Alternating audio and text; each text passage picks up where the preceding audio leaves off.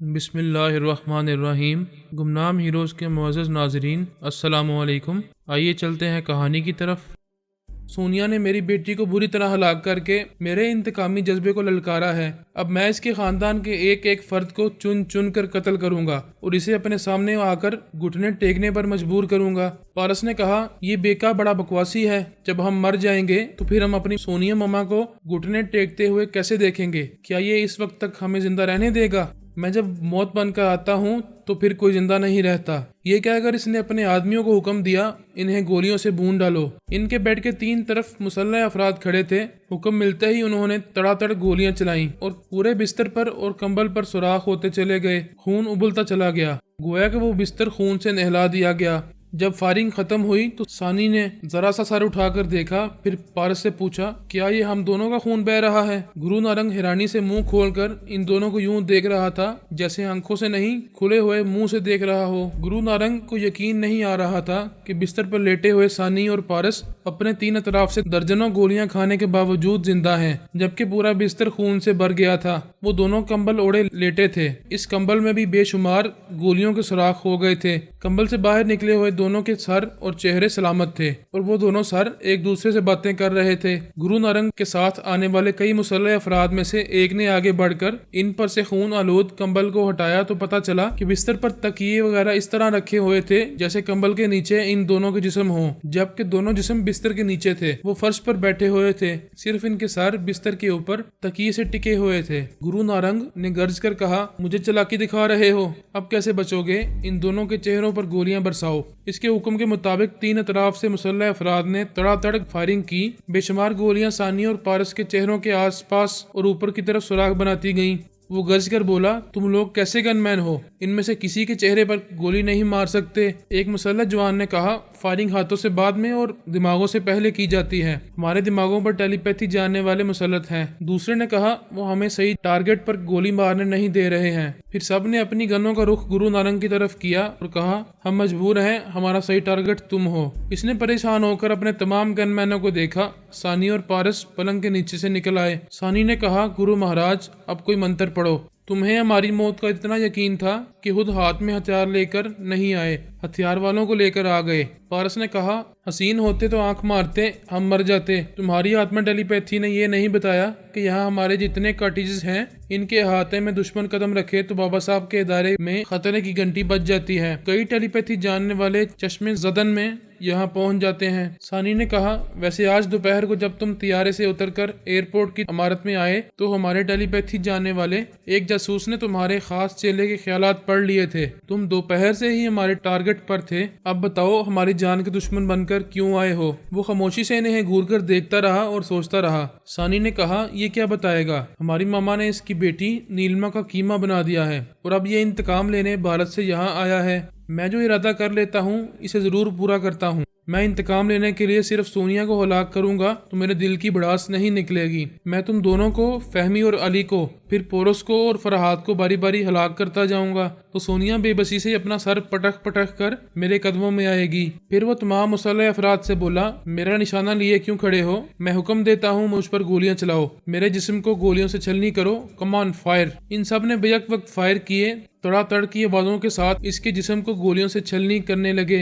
वो गोलियां खाता हुआ, कह कहे लगाता हुआ फर्श पर गिरते ही मर गया। इसके चंद सेकंड बाद ही एक गनमैन ने सानी पर गोली चलाई। पारस इसे लेते हुए फर्श पर गिर पड़ा। गुरु नारंग अपनी आत्मा शक्ति से जिस्म बदलकर इस गनमैन के अंदर आ गया था। दूसरे शख्स ने इस गनमैन को गोली मारी, वो गोली खाता ही गिर पड़ा। एक गोली से ही मर गया, लेकिन चंद सेकंड बाद वो दोनों मुहतात हो चुके थे। समझ गए थे कि गुरु नारंग की आत्मा जिस्म बदलती जा रही है। मैं, सोनिया, फहमी और अली अपने टेलीपैथी जानने वाले सुराग रसानों के साथ थे।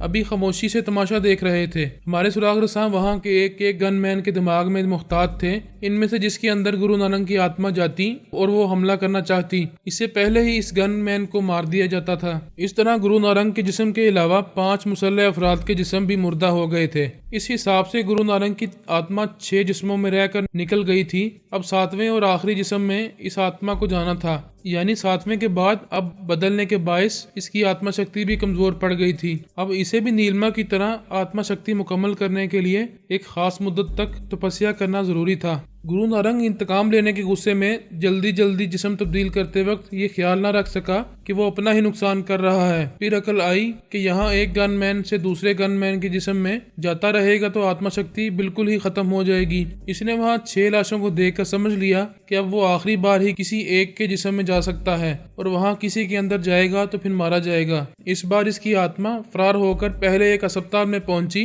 ताकि मुर्दा खाने में रखे किसी मुर्दे के दाखिल हो जाए, लेकिन वहाँ के मुर्दा खानों में तबूत नमा लोहे की अलमारी की दराजों में लाशें रखी जाती थीं और इन्हें लाक रखा जाता था। फिर वो चश्मे जदन में एक कब्रिस्तान के अंदर आया। वहाँ एक जगह सोगवार अफराद की भीड़ थी। एक ताबूत का ऊपरी हिस्सा उठाकर लाश के सीने पर सलीब का निशान रखा जा रहा था। ऐसे ही वक्त इस लाश ने आंखें खोल दी। जो चंद लोग ताबूत पर झुके हुए थे वो दहशत से चीखें मारते हुए पीछे हट गए। लाश ताबूत के अंदर उठकर बैठ गई। इसके बैठने पर दूर तक खड़े हुए लोगों को पता चला कि चंद लोगों ने चीखें क्यों मारी थीं और वो खौफजदा होकर जरा दूर जाकर हैरानी से इसे तकने लगे। गुरु नारंग ताबूत के अंदर बैठे बैठे सर घुमाकर चारों तरफ दूर खड़ी हुई औरतों और मर्दों को देखने लगा। वो किसी को नहीं जानता था और वो तमाम लोग इसे जानते हुए भी नहीं जानते थे कि इस ईसाई के अंदर हिंदू की आत्मा समाई हुई है। स्याह लिबास में दूर खड़ी एक गोरी चिट्टी हसीना ने दोनों बाजू फैलाकर कहा, एमोन, माय डियर एमोन, तुम जिंदा हो। डॉक्टर की रिपोर्ट गलत थी। डॉक्टर के हवाले से दूसरों को हौसला हुआ कि एमोन का ऑपरेशन कामयाब रहा था। शायद आर्जी तौर पर सांस रुक गई हो या डॉक्टरों ने समझने में गलती की हो। एक पुलिस ऑफिसर ने भीड़ से निकलकर आगे आकर रिवॉल्वर से निशाना लिया, फिर लड़काते हुए कहा, खबरदार, जेल से फरार होते वक्त मैंने ही तुम्हें गोली मारी थी, वरना तुम मुझे मार डालते। अब फरार नहीं हो सकोगे। वो स्याह लिबास वाली हसीना दौड़ते हुए गुरु नारंग के आगे ढाल बनकर बोली, ऑफिसर, मेरा एमोन मरीज है, ऑपरेशन के बाद टांके लगाए गए हैं, ये कहीं नहीं जाएगा, मैं इसे अस्पताल ले जाऊंगी। इनकी बातों के दौरान में नारंग इनके ख्यालात पढ़ रहा था। फिर इसने पुलिस ऑफिसर के दिमाग पर कब्जा जमाया। अफसर ने अपना रिवॉल्वर इसकी तरफ उछाल दिया। नारंग ने रिवॉल्वर कैच करके ताबूत से बाहर आकर कहा, ऑफिसर, मेरे आगे चलो, मैं पीछे मौत की तरह चलूंगा, बाकी तमाम लोग यहाँ खड़े रहें। वो हसीना का बाजू थाम कर बोला, कमन रोजी, ये कानून के मुहाफिज हमारा कुछ नहीं बिगाड़ सकेंगे। ए ऑफिसर, फौरन यहाँ से चलो। कब्रिस्तान में खोदी हुई कब्र खाली रह गई। जैसे जिस्म से जान निकलती है वैसे ही ताबूत से लाश निकल कर जाने लगी। लोग अपनी अपनी जगह सहमे खड़े रहे। वो जानते थे कि एमोन गार्सन कितना खतरनाक मुजरिम है, इसे कोई रोकने की जरूरत नहीं कर सकता। अंडरग्राउंड के जितने मुजरम इसकी आखिरी रसूमात में आए थे वो अंदर से खुश थे। गुरु नारंग ने पुलिस के एक बड़े ऑफिसर को यरगमाल बना रखा था। हम फिलहाल ये नहीं जान सकते थे कि इसकी आत्मा कहाँ गई है। जिसके भी जिस्म में जाएगी इसका लबो लहजा इख्तियार करेगी और नारंग चाहेगा तो इसके लबो लहजे को भी बदल देगा।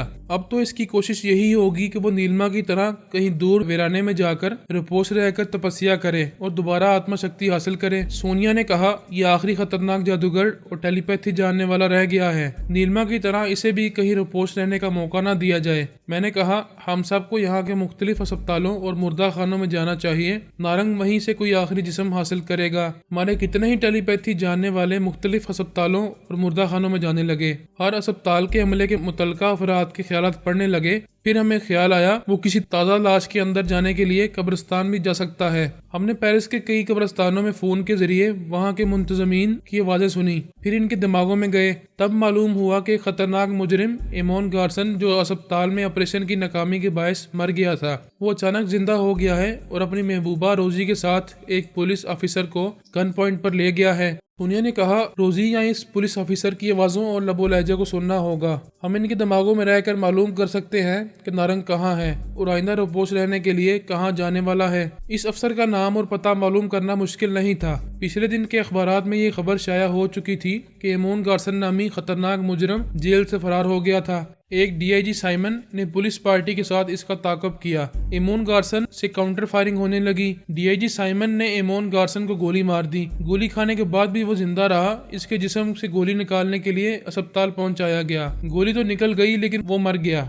इस तरह डीआईजी साइमन का पता और फोन नंबर मिल गए। इस नंबर पर राब्ता किया गया तो पता चला कि डीआईजी का मोबाइल फोन बंद है। दोबारा इसके दफ्तर में फ़ोन किया गया तो मालूम हुआ कि पेरिस के एक कब्रिस्तान से 1 किलोमीटर दूर सड़क के किनारे इसकी लाश पाई गई है। नारंग को इस पुलिस ऑफिसर से खतरा था, इसलिए इसने इसे गोली मारकर सड़क के किनारे फेंक दिया था। रोजी अभी काम आने वाली थी। इसके जरिए वो अपने मौजूदा बहरूप एमोन गार्सन के बारे में बहुत कुछ मालूम कर सकता था और रोजी पेरिस जैसे बड़े शहर में इसकी गाइड बनकर रह सकती थी।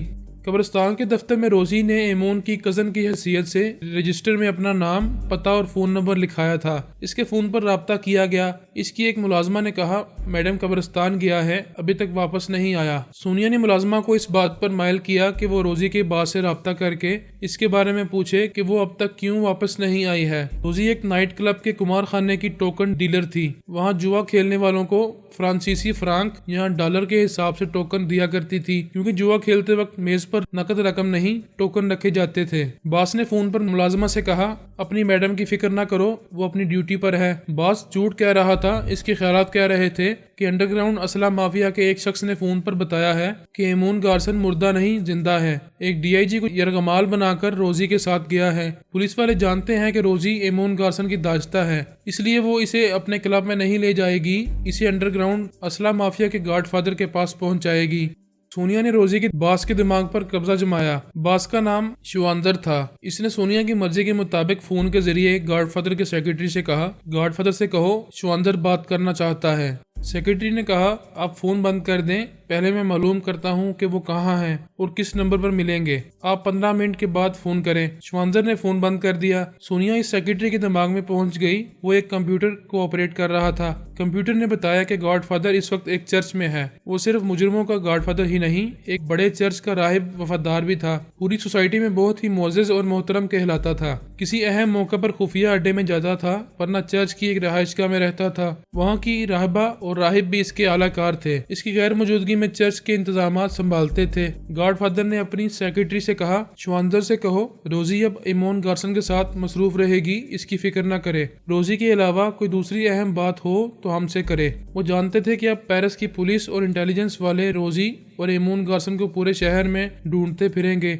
ये कभी सोच भी नहीं सकेंगे कि वो एक बड़े चर्च की एक रहायशगाह में रोपोज रहने के लिए रोजी के साथ आ रहा है। सोनिया ने मुझसे कहा, वो गॉडफादर बहुत ही चालाक है, एक बड़े चर्च का फादर है। नारंग इसी चर्च की एक रहायशगाह में रोपोश रहेगा। कानून के मुहाफिज कभी ये नहीं सोचेंगे कि एक खतरनाक मुजरिम वहाँ छुपा रहता है। मैंने कहा, अभी इसे वहाँ पहुँचने दो, हम गॉडफादर के दिमाग में रहकर मालूम करेंगे कि नारंग इनकी अंडरग्राउंड असला माफिया में शामिल कैसे होगा। क्या वहाँ भी गॉडफादर से बढ़तर रहने के लिए अपने तौर पर चालें चलेगा? ठीक है, हम इंतजार करते हैं, लेकिन मैं इसे दोबारा आत्मशक्ति हासिल करने नहीं दूंगी। कुछ देर बाद वो रोजी के साथ गॉडफादर के चर्च वाली रिहायशगाह में पहुंच गया। गॉडफादर ने पूछा, क्या तुम मोहतात थी? किसी ने यहाँ तक ताकब तो नहीं किया? मैं बहुत मोहतात हूँ, मुझसे ज्यादा एमोन चालाक है। इसने डीआईजी को गोली मारकर कार के बाहर फेंक दिया, फिर आगे जाकर वो कार छोड़ दी। एक टैक्सी में बैठकर आधे घंटे तक देखते रहे। कोई दुश्मन हमारे पीछे नहीं था। हमने वो टैक्सी भी छोड़ दी और 5 किलोमीटर तक पैदल चलते हुए यहाँ तक आए हैं। शाबाश,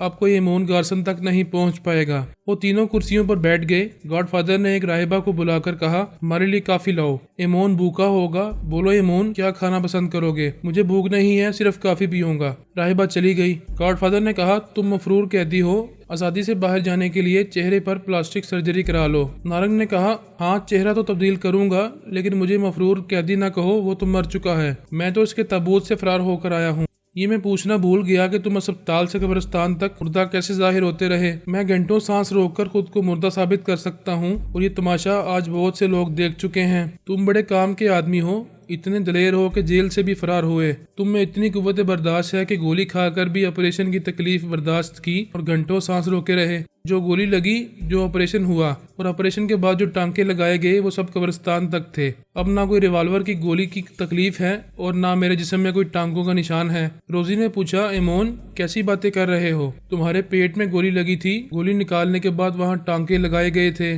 उठकर खड़ा हो गया, फिर अपनी शर्ट ऊपर उठाकर पेट दिखाते हुए बोला, कहाँ है टांकों के निशानात? रोजी और गॉडफादर ने हैरानी से देखा। नारंग ने कहा, मुझे बंदूक की गोली भी नहीं मार सकती। सानी और पोरस के कॉटेज में इसका जिस्म इसलिए मुर्दा हो गया था कि बेहक वक्त कई गोलियां मारी गई थीं और इसे एक भी गोली निकालने की मोहलत नहीं मिली थी। फिर इसने सोचा कि पहले जिस्म बदल कर सानी और पोरस को हलाक किया जाए, लेकिन 5 जिस्म बदलने के बावजूद वो इन्हें हलाक नहीं कर पाया था। आखिर अपनी सलामती के लिए इमोन गार्सन के जिस्म में आकर पनाह ले ली।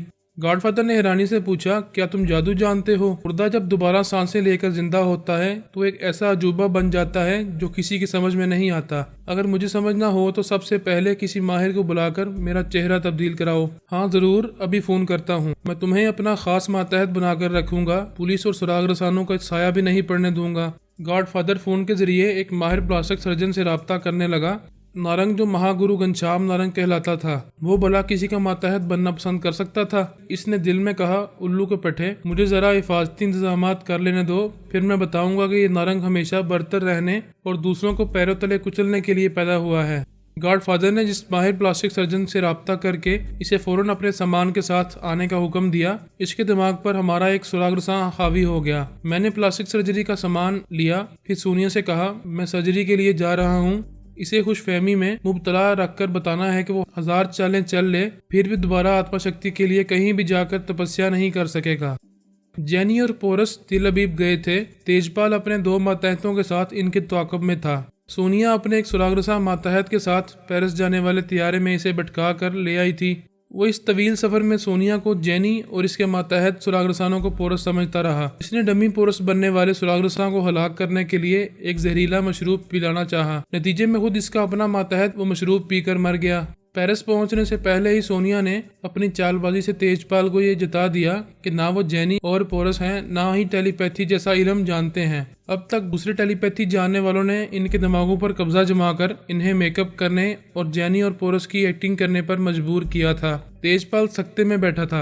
इसके पास CIA वालों की अफराद की कार आकर रुकी। इन्हें और दूसरी एजेंसी वालों को भी एयरपोर्ट के कंप्यूटर और दूसरे जराये से मालूम हो चुका था कि इस तैयारे से तेजपाल आ रहा है। इनके अफसरान भी इसके इस्तकबाल के लिए आए थे। इन सब ने कहा, हम जानते हैं कि आप यहाँ CIA के खास मेहमान हैं, हम आपके फ़ोन का इंतज़ार करेंगे। वो इनसे किसी वक्त मुलाकात करने का वादा करके CIA के एक आरामदेह बंगले में रिहाइश के लिए आया। वहाँ डिनर के वक्त आला अफसर ने कहा, हमें हेडक्वार्टर से जैनी और पोरस के सिलसिले में मुकम्मल रिपोर्ट्स मिल चुकी हैं। हमारे रिकॉर्ड के मुताबिक आप पहली बार टेलीपैथी जानने वालों का सामना कर रहे हैं।